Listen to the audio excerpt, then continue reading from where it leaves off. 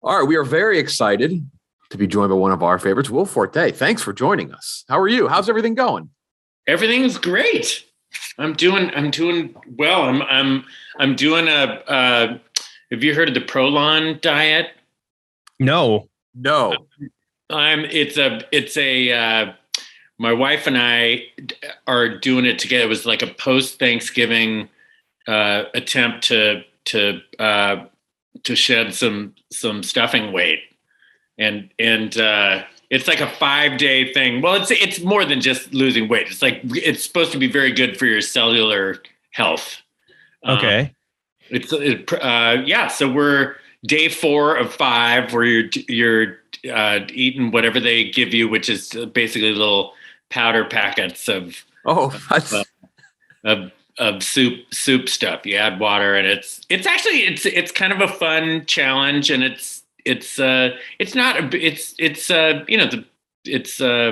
I'm not trying to do an ad for the pre-New Year's diet is bold. That's a bold move. Oh yeah. I just wanted to explain. There may be some. I mean, I'm a little spacey in the best of times, but these conditions are potential very spacey. Yeah, but, I've said some weird. I've been on an all soup diet before, and I've said some weird stuff. Oh yeah. Yeah, that's all. Like he's on an all soup diet. I can tell. Our buddy who put us towards this once he had us do an all water diet for 3 days. So this one's 5 days, but you get to eat little bits of food here and there. The water thing's it's all water. It's nuts for 3 days. That's just being on the show Survivor. That's all that. Yeah. No, exactly. Okay, I'm going to stop talking about diet stuff. So, we get 30 minutes of just diet. No, but you have new project, Middlespace, Audible original, premiered November 18th. We've done a couple interviews on these Audible original type projects, and they are always so fun to talk about because casts are crazy. It's such a different type of thing from typically most of what the people we talk to, including yourself, can do. Because this is not, it's not something that I feel like that type of content that I consumed even just a couple years ago, but it feels like it's such a wide ranging thing. There's always so many big names involved. What can you tell people about Middlespace? Oh, I tell you what, it was the most delightful. Paul Lieberstein is just so funny. I've been a fan of The Office forever, and my wife is, as big a fan of The Office as I am. She's a crazy Office fanatic. Like, she's probably watched the series. I don't think it'd be unrealistic to say that she had watched the whole thing through 100 times. Like, she just has it in the background of everything she's doing all the time. So it was already I was very interested when I heard about this thing. And then when you read it, it's so fun to read. The character that I play is just such a fun. It was so fun to do. And we recorded it. It just took like a week to record. We did really long days each day, which they were saying in the beginning, you should probably do shorter days, or short, just do a longer period of time, but shorter days. But I think I was up against this trip to New Zealand I had to take to do this show Sweet Tooth. And so I said, no, let's just get it out of the way. And I'll tell you, these long days just flew by. It was so much fun doing this. He's such a great writer, and it's just bonkers. It's so fun. It like ping pongs all over the place. It's just a very unique a bit of writing and characters, and it just I haven't actually heard the whole thing put together yet. So I'm very excited to hear how it turned out, because the cast is amazing too. We asked this a lot about people who do voice roles, and obviously you've done a ton of other voice roles as well. How do you sort of get in the zone without being able to feed off your castmates like physical, comedic, or like kinetic energy, so to speak? Oh wow! Well, there was this. Oh man, and I am blanking on his name now, but there was a guy that they had in there who was just awesome, and he would read everything with me. So that, and he was fantastic. Oh, I feel like such a jerk. It was now, like it must have been coming up on a year ago that we, or maybe more than a year ago that we actually recorded it. So, but there's still no excuse. I should remember his name, but he was invaluable during the recording process, because he would just be, given his all for the entire recording process as these other characters. So that made it much easier. But it was also then fun to think about, the different energy that it would take on once the other people were added into the mix. Yeah. What about even just, I think in general, like your comedy, and from the things that I know of that you've done over the years, no matter what the shows are, you especially like facial expressions and physical comedy, when you do voice roles, like, do you have to kind of rework the way you deliver lines, because you're not showing off, whether you're yelling, you are an all-time comedic yeller. Yeah. I feel like, as a big Tim and Eric fan, especially, like, I can see you yelling, but in a voice role, you don't have that luxury. So there's a different way you have to approach that so they can almost hear that physical, like, facial expression. Thank you very much. I take great pride in my yelling, my yell work. Yeah, I mean, it does take a while to really understand the differences between regular acting stuff and voice stuff, and way back, the very first acting job I had was a voiceover job on, I was Abe Lincoln on Clone High. So, especially then it was tough to do, because I had yet to be on any kind of television show, so I didn't even know what it was like to do non-voice acting stuff. So and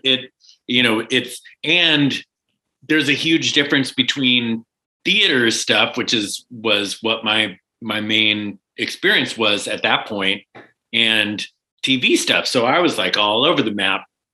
But yeah, it takes a while. You realize, oh yeah, people don't get to see what my face looks like. So you just figure out, it takes a while, but you figure out how to learn to get emotions across through your voice. Because, and obviously with animated shows, there are some expressions that they'll put in there, so it's not nothing that they're working with, but for this, it's just people are listening. So you gotta make sure to try to put a little extra zing on everything. Exactly. Middlespace. I mean, by the way, he did it. The writing is so good that, I could have basically just phoned it in, and it would be amazing. I feel, don't sell yourself short on that. So, add a little flavor. Middlespace out, Audible original. You have another project coming up, which is kind of crazy to say that this is happening. Oh yeah. McGruber. And I feel like the big update on that. What's the update on Christopher Nolan's involvement in did Jorma get any more extra, a little Easter egg from him? Because I feel like that was one of those things that popped up. I was like, wait a second, Christopher Nolan's a McGruber super fan. Do we have any update on that? I know he's invited to a table read. Jorma, this is all Jorma's thing, because we John and I, who are the other 2/3 of the McGruber trio, we just want Christopher Nolan to live a happy life from us, and Jorma's just keep getting out there. But who knows? Maybe he'll wear him down, and Christopher will at one point come and help us out in some way. Are you mad? That's what he asked, though. He asked to like come to a table read and not like, maybe we be in your movie. Like, can we be in Tenet? Can we be in, like, I feel like he may have blew the opportunity. Yeah. Well, he's always asking him to come and be a part of stuff.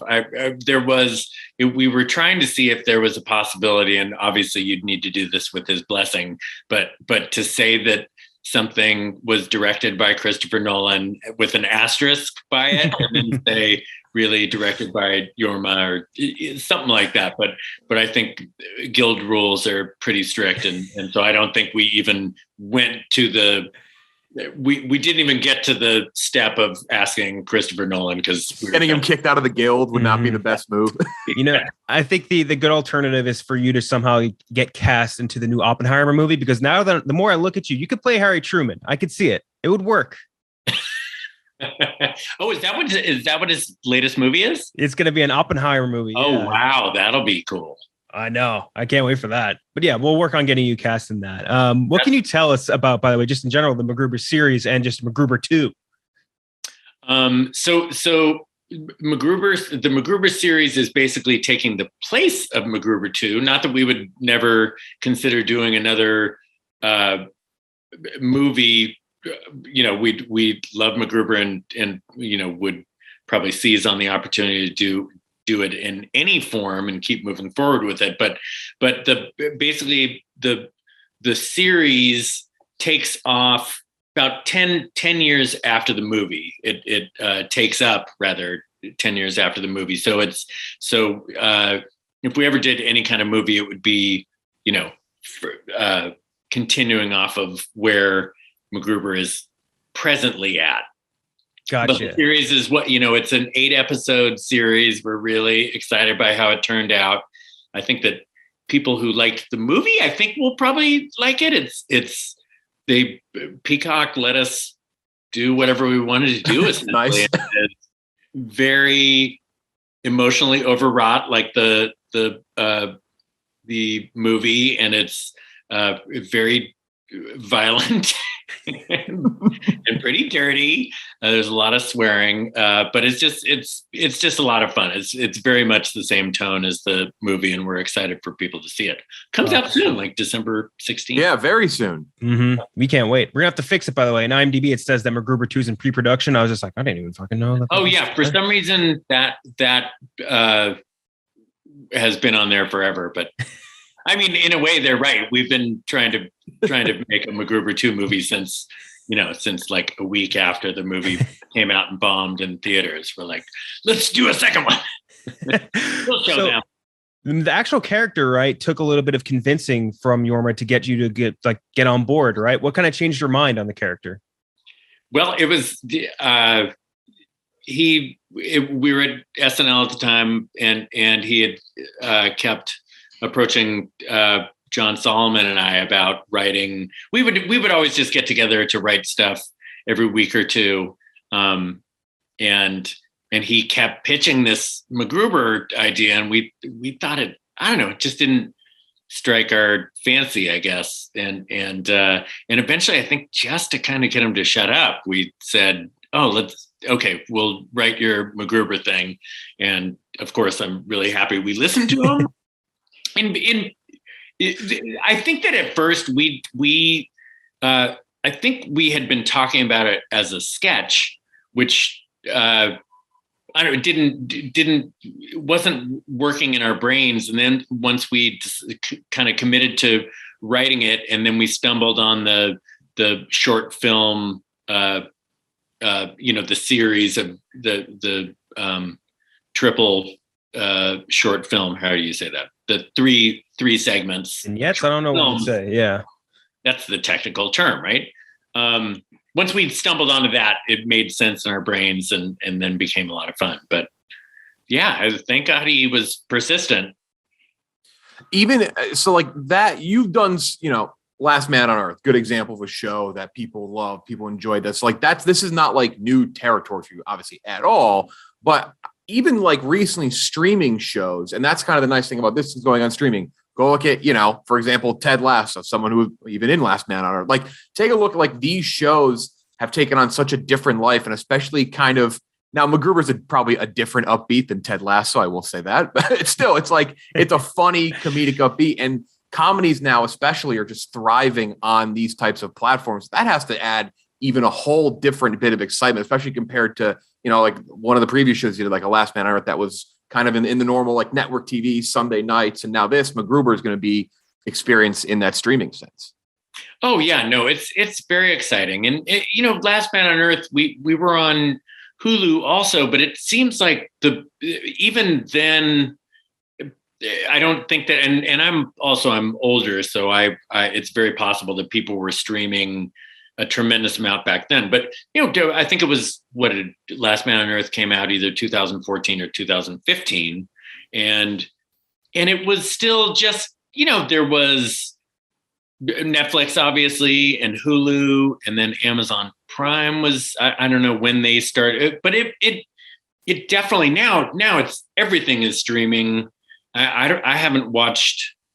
I mean, I do still watch network TV sometimes, but it's usually from their streaming apps. Right. You don't even have a traditional TV. We just got a monitor or one of those Roku TVs. Mm-hmm. Or is that, I don't know, is that considered a? Yeah. My wife is my tech person too. So I'm one of the few cable Forte here has some problems with technology. We would love to talk to you about SNL as well, just in general, because we're huge fans of like just your specific run in SNL because it hit us right in when we were at the specific age. And we'd always joke about this with SNL people, just like how every single person says their generation of SNL was the best. You know what I mean? Like you probably think that like that generation that you grew up watching is the best. We think that your generation was the best. It's just how it seems to work out. But we loved yours, and my specific favorite is always the motivational coach skit with Peyton Manning. Because thank you. So goddamn funny. And beyond that, the fact that everyone in the whole cast in the back is all breaking while you're doing your thing, I think is that the best feeling as a cast member is when you get everyone else to break. It's fun because it's fun to know that people are having fun in a sketch. That's always, I don't know.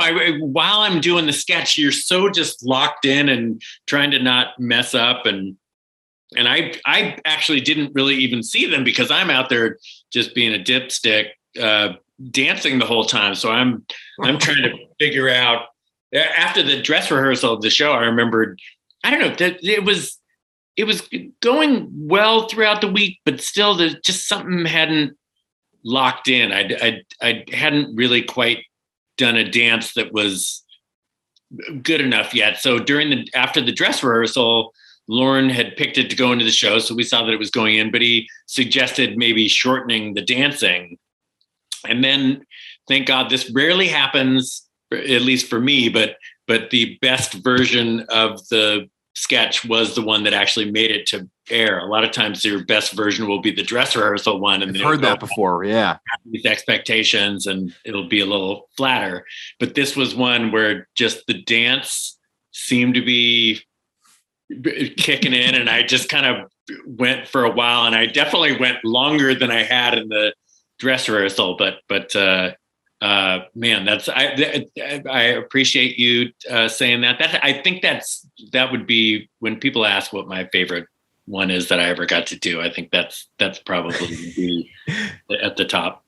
I recently discovered I didn't know this about SNL. I recently watched a couple of videos. One was Bill Hader talking about a sketchy pitch called The Kasems, where it was all a bunch of Casey Kasem's family, and like they all sound the same. And another was Pete Davidson talking about a skit that he did, or he pitched a skit that was singing Wonderwall really badly out of his like house window or something.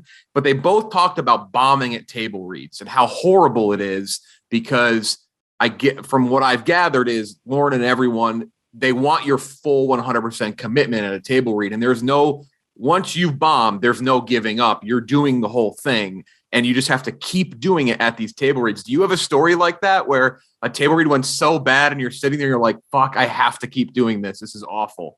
Oh man. It happens all the time. I can't even think of a specific sketch, but yeah, all the time you might have like, you might know on page 1 of a 10-page sketch that it's not going anywhere, and you got to do it. Actually, 10 pages is probably a little long, but 6 or 7 pages, and you just gotta muscle through it and give it your all. And I think people, everyone in that room has been in the same boat who's sitting at the table, having been a writer or a performer at SNL, that, everyone's written some major clunkers, and everyone's you kind of have fun with the clunkers. That was Hader said too. He's like, I guess Tina Fey was next to him, and he's like, I just remember her under her breath, like, what the fuck was that? That just made me think of a story. And was not a clunker. This was actually a really funny sketch, but this awesome writer, Emily Spivey, who I've known since the Groundlings Theater back in 1995 or 96, but she went to write at SNL, and my third show there, John McCain hosted the show, and she had written something where McCain has to keep saying the word frittata. He was proud of his frittata that he had made, and the whole sketch is just basically about what a weird word frittata is, and I mean it's you're not at all commenting on what a weird word frittata is, but he's just saying frittata over and over again. Well, the little wrench was that for some reason McCain was saying it frittata. In there, and so has to say frittata maybe 40 or 50 times before somebody else says frittata. So he's keeps saying frittata. And I made this wonderful frittata. Would you like a bite of my frittata? And then somebody else has to say, I think I remember specifically it was Horatio Sands then has to say frittata, and you're like, oh, is he going to say it right? Or is he? And Horatio, of course, says frittata also, just to, and it just went on forever. And then finally there's action line. Lauren reads all the action lines, and so he had to say frittata in an action line, and dad told the person that they had the kick me sign on their back, because he said he takes the frittata out of the oven, and then everyone's like, spoiled the fun. So funny. Oh my God. It's like one of those experiences. We're running out of time here, but I had to mention two more things before we started this. Ken, Jack, and I watched the Tim and Eric Night Live with the gingerbread record holder, where you're just yelling back and forth, and it's still one of the hardest I've ever laughed in my life. Blood and sweat, ginger. Those guys, it's so fun to do stuff with them, because it's like going to therapy. You just got to it's like primal scream therapy. you feel so grounded when you get done. You're just like, just let all this emotion out of you. Everyone should have a good scream every day or two. And then the other thing I did want to mention, which I would love to talk to you again, and if we do, we'll talk more on it. If your name is brought up, I'll always bring up Nebraska, a gem of 2010s movies. An absolute must watch if you haven't seen it. Just an absolute. I mean, all credit to Bruce Dern, but June Squibb in that movie is just. It was so amazing getting to watch them with my own eyes the whole time. I have no idea how I got a part in that movie. Like, I still pinch myself, like, because it I don't know. It just was such a special experience, and I have no idea how they let me do that. So I'm so appreciative. Yeah, that's just one of those endless underrated 2010 movie. But Middlespace on Audible original. Go check it out. You said you're not a big laugh out loud person. You laughed out loud reading the script. That's all you got to hear there. Then, of course, we're excited for McGruber as well. So thank you for joining. I would love to talk to you again too. Yes. Oh, I am all yours. You name it. Maybe we'll just yell for 30 minutes. You could teach us. We'll do a team screen. I've already have said I love to do it. It's like therapy. We could do it together. Oh, thank you so much. And good luck with your diet, most importantly. Yes. Thank you. I got one more. It's 1.5 days left. So I wake up tomorrow, final day. Then it's, no more soup. Beer and nachos. Here I come. Thank you so much. To transition, I might ground that up into a soup. Fine. Its own powder. Yeah. Thank you. Take care and happy holidays. Thank you. You too. Thank you.